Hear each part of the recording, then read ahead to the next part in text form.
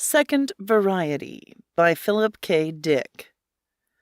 This story appeared in Space Science Fiction, May of 1953. Extensive research by Project Gutenberg at Gutenberg.org did not uncover any evidence that the U.S. copyright on this publication was renewed. Part 3 of 5.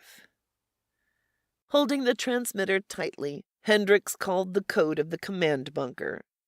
He waited, listening. No response. Only silence. He checked the leads carefully. Everything was in place. "Scott," he said into the mic, "can you hear me?" Silence. He raised the gain up full and tried again. Only static. "I don't get anything. They may hear me, but they may not want to answer." "Tell them it's an emergency." "They'll think I'm being forced to call, under your direction." He tried again, outlining briefly what he had learned, but still the phone was silent, except for the faint static. "Radiation pulse kill most transmission," Klaus said after a while. "Maybe that's it." Hendricks shut the transmitter up. No use, no answer. Radiation pulse? Maybe. Or they hear me but won't answer. Frankly, that's what I would do if a runner tried to call from the Soviet lines. They have no reason to believe such a story. They may hear everything I say, or maybe it's too late. Hendricks nodded. "We better get the lid down," Rudy said nervously. "We don't want to take unnecessary chances." They climbed slowly back down the tunnel. Klaus bolted the lid carefully into place. They descended into the kitchen. The air was heavy and close around them. "Could they work that fast?" Hendricks said. "I left the bunker this noon. 10 hours ago. How could they move so quickly?" "It doesn't take them long, not after the first one gets in. It goes wild. You know what the little claws can do. Even one of these is beyond belief. Razors, each finger, maniacal." "All right." Hendricks moved away impatiently. He stood with his back to them. "What's the matter?" Rudy said. "The moon base! God, if they've gotten there!" "The moon base?" Hendricks turned around. "They couldn't have got to the moon base. How would they get there? It is impossible. I can't believe it." "What is this moon base? We've heard rumors, but nothing definite. What is the actual situation? You seem concerned." "We're supplied from the moon. The governments are there, under the lunar surface. All our people and industries. That's what keeps us going. If they should find some way of getting off Terra onto the moon..." "It only takes one of them. Once the first gets in, it admits the others. Hundreds of them, all alike. You should have seen them. Identical, like ants." "Perfect socialism," Tasso said. "The ideal of the communist state, all citizens interchangeable." Klaus grunted angrily. "That's enough. Well, what next?" Hendricks paced back and forth around the small room. The air was full of smells of food and perspiration. The others watched him. Presently, Tasso pushed through the curtain into the other room. "I'm going to take a nap." The curtain closed behind her. Rudy and Klaus sat down at the table, still watching Hendricks. "It's up to you," Klaus said. "We don't know your situation." Hendricks nodded. "It's a problem." Rudy drank some coffee, filling his cup from a rusty pot. "We're safe here for a while, but we can't stay here forever. Not enough food or supplies." "But if we go outside..."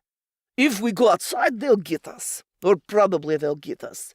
We couldn't go very far. How far is your command bunker, Major?" 3 or 4 miles. "We might make it. The 4 of us. 4 of us could watch all sides. They couldn't slip up behind us and start tagging us. We have 3 rifles, 3 blast rifles. Tasso can have my pistol." Rudy tapped his belt. "In the Soviet army we didn't have shoes always, but we had guns. With all 4 of us armed, 1 of us might get to your command bunker. Preferably you, Major." What if they're already there? Klaus said. Rudy shrugged. Well, then we come back here. Hendricks stopped pacing. What do you think the chances are they're already in the American lines? Hard to say. Fairly good. They're organized. They know exactly what they're doing. Once they start, they go like a horde of locusts. They have to keep moving and fast. It's secrecy and speed they depend on. Surprise. They push their way in before anyone has any idea. I see, Hendricks murmured. From the other room, Tasso stirred. Major? Hendricks pushed the curtain back. What? Tasso looked up at him lazily from the cot. Have you any more American cigarettes left? Hendricks went into the room and sat down across from her on a wood stool. He felt in his pockets. No, all gone. Too bad. What nationality are you? Hendricks asked after a while. Russian. How did you get here? Here? This used to be France. This was part of Normandy. Did you come with the Soviet army? Why? Just curious. He studied her. She had taken off her coat, tossing it over the end of the cot. She was young, about 20, slim. Her long hair stretched out over the pillow. She was staring at him silently, her eyes dark and large. What's on your mind? Tasso said. Nothing. How old are you? 18. She continued to watch him, unblinking, her arms behind her head. She had on Russian army pants and shirt, gray-green, thick leather belt with counter and cartridges, medicine kit. You're in the Soviet army? No. Where did you get the uniform? She shrugged. It was given to me, she told him. How old were you when you came here? 16. That young? Her eyes narrowed. What do you mean? Hendricks rubbed his jaw. Your life would have been a lot different if there had been no war. 16? You came here at 16 to live this way? I had to survive. I'm not moralizing. Your life would have been different too, Tasso murmured. She reached down and unfastened one of her boots. She kicked the boot off onto the floor. Major, do you want to go in the other room? I'm sleepy. It's going to be a problem, the four of us here. It's going to be hard to live in these quarters. Are there just the 2 rooms? Yes. How big was the cellar originally? Was it larger than this? Are there other rooms filled up with debris? We might be able to open one of them. Perhaps. I really don't know. Tasso loosened her belt. She made herself comfortable on the cot, unbuttoning her shirt. You're sure you have no more cigarettes? I had only the 1 pack. Too bad. Maybe if we get back to your bunker, we can find some. The other boot fell. Tasso reached up for the light cord. Good night. You're going to sleep? That's right. The room plunged into darkness. Hendricks got up and made his way past the curtain into the kitchen, and stopped rigid. Rudy stood against the wall, his face white and gleaming. His mouth opened and closed, but no sounds came. Klaus stood in front of him, the muzzle of his pistol in Rudy's stomach. Neither of them moved. Klaus, his hand tight around his gun, his features set. Rudy, pale and silent, spread-eagled against the wall. What? Hendricks muttered, but Klaus cut him off. Be quiet, Major. Come over here. Your gun. Get out your gun. Hendricks drew his pistol. What is it? Cover him. Klaus motioned him forward. Beside me. Hurry. Rudy moved a little, lowering his arms. He turned to Hendricks, licking his lips. The whites of his eyes shone wildly. Sweat dripped from his forehead, down his cheeks. He fixed his gaze on Hendricks. Major, he's gone insane! Stop him! Rudy's voice was thin and hoarse, almost inaudible. "What's going on?" Hendricks demanded. Without lowering his pistol, Klaus answered. "Major, remember our discussion? The 3 varieties? We knew about 1 and 3, but we didn't know about 2. At least, we didn't know before." Klaus's fingers tightened around the gun butt. "We didn't know before, but we know now." He pressed the trigger. A burst of white heat rolled out of the gun, licking around Rudy. "Major, this is the 2nd variety." Tasso swept the curtain aside. "Klaus, what did you do?" Klaus turned from the charred form, gradually sinking down the wall onto the floor. "The 2nd variety, Tasso. Now we know. We have all 3 types identified. The danger is less. Tasso stared past him at the remains of Rudy, at the blackened, smoldering fragments and bits of cloth. "You killed him." "Him? It, you mean? I was watching. I had a feeling, but I wasn't sure. At least, I wasn't sure before. But this evening I was certain." Klaus rubbed his pistol butt nervously. "We're lucky. Don't you understand? Another hour and it might—" "You were certain?" Tasso pushed past him and bent down over the steaming remains on the floor. Her face became hard. "Major, see for yourself. Bones, flesh." Hendricks bent down beside her. The remains were human remains. Seared flesh, charred bone fragments, part of a skull, ligaments, viscera, blood. Blood forming a pool against the wall. "No wheels," Tasso said calmly. She straightened up. "No wheels, no parts, no relays, not a claw, not the 2nd variety." She folded her arms. "You're going to have to be able to explain this." Klaus sat down at the table. All the color drained suddenly from his face. He put his head in his hands and rocked back and forth. "Snap out of it!" Tasso's fingers closed over his shoulder. "Why did you do it? Why did you kill him?" "He was frightened," Hendricks said. "All this whole thing building up around us." "Maybe." "What then? What do you think?" "I think he may have had a reason for killing Rudy. A good reason." "What reason?" "Maybe Rudy learned something." Hendricks studied her bleak face. "About what?" he asked. "About him. About Klaus." Klaus looked up quickly. "You can see what she's trying to say. She thinks I'm the 2nd variety. Don't you see, Major? Now she wants you to believe I killed him on purpose. That I'm—" "Why did you kill him then?" Tasso said. "I told you." Klaus shook his head wearily. "I thought he was a claw.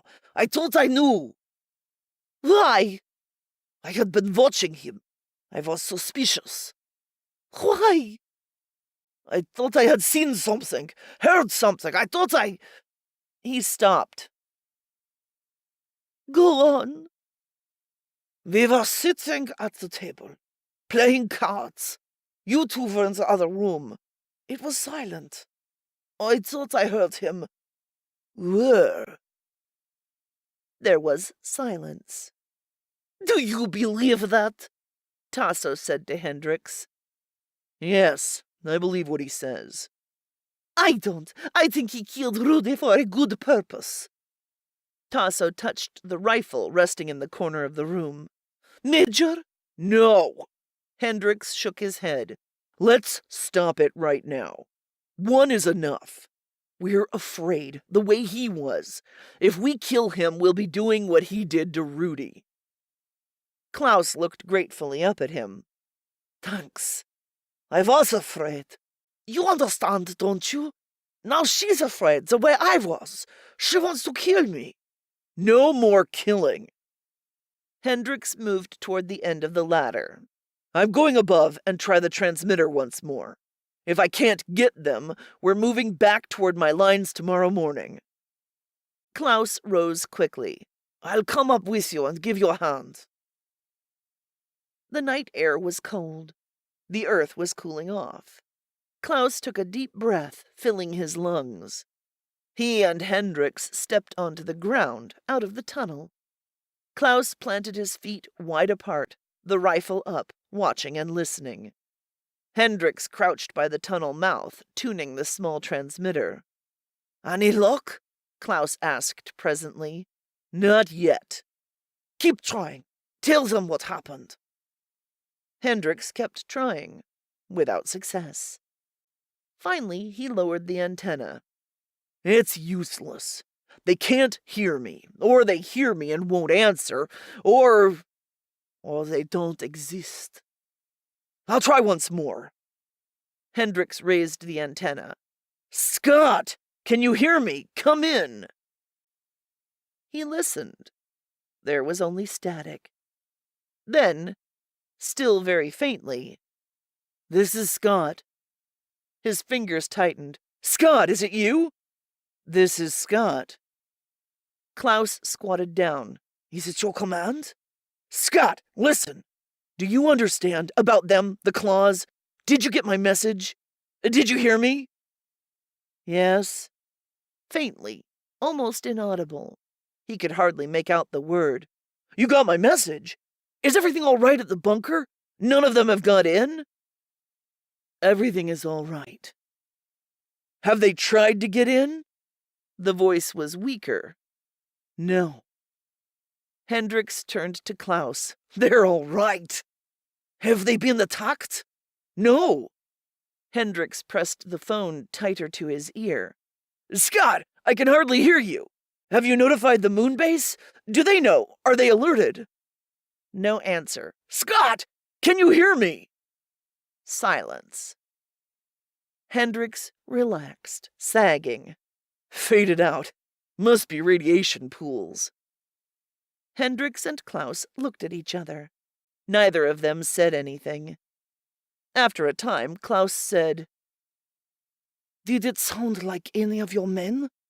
Could you identify the voice? It was too faint. You couldn't be certain? No. Then it could have been. I don't know. Now I'm not sure.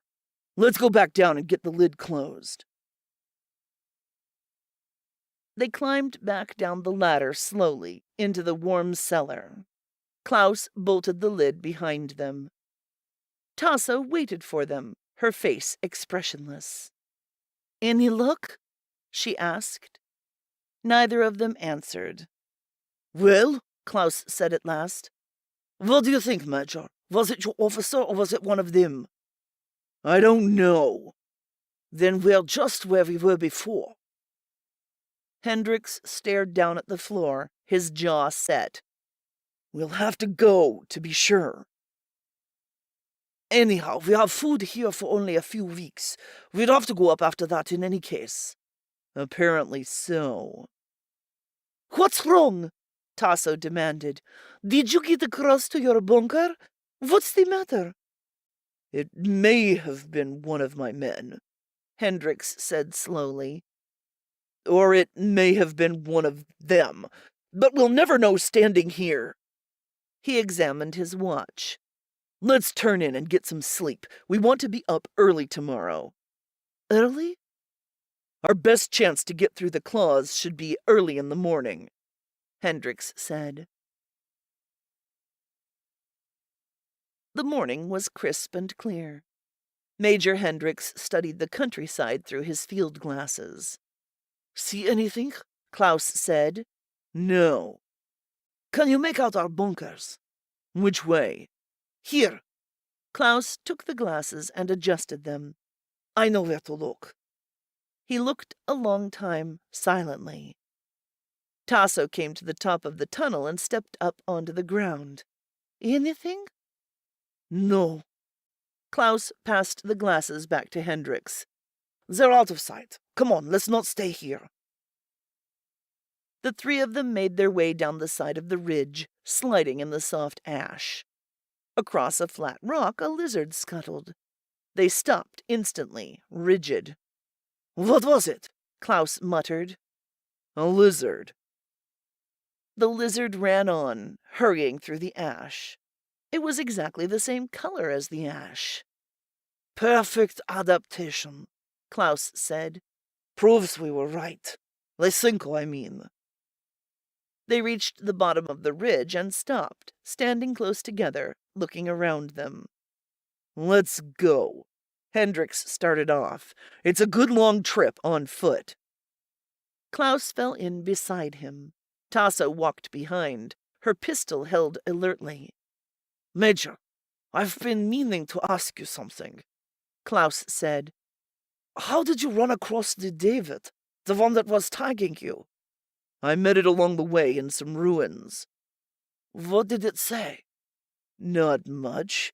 It said it was alone, by itself. You couldn't tell it was a machine. It talked like a living person. You never suspected? It didn't say much. I noticed nothing unusual. It's strange. Machines so much like people that you can be fooled. Almost alive. I wonder where it'll end. They're doing what you Yanks designed them to do, Tasso said. You designed them to hunt out life and destroy. Human life, wherever they find it. Hendricks was watching Klaus intently. Why did you ask me? What's on your mind? Nothing, Klaus answered. Klaus thinks you're the second variety, Tasso said calmly from behind them. Now he's got his eye on you. Klaus flushed. Why not? We sent a runner to the Yank lines and he comes back. Maybe he thought he'd find some good game here. Hendricks laughed harshly. I came from the UN bunkers. There were human beings all around me. Maybe you saw an opportunity to get into the Soviet lines. Maybe you saw your chance. The Soviet lines had already been taken over.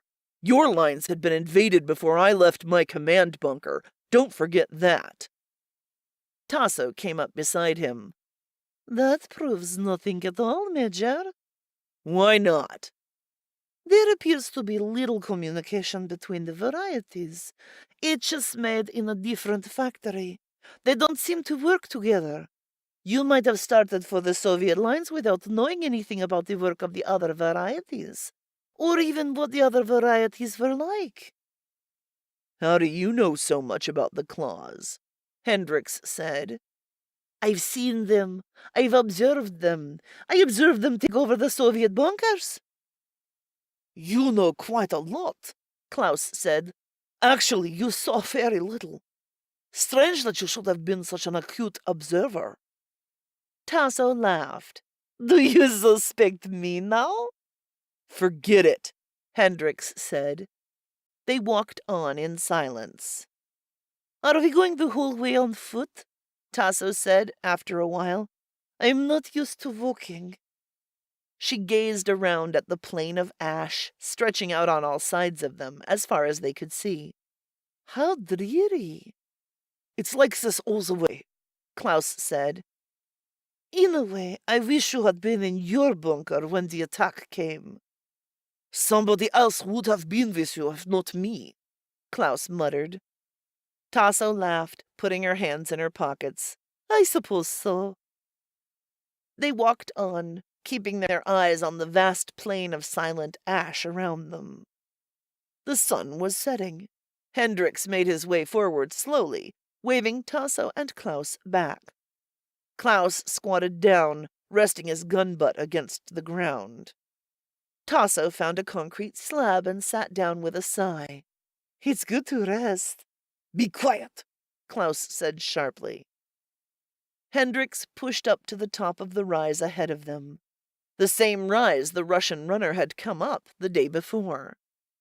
Hendricks dropped down, stretching himself out, peering through his glasses at what lay beyond.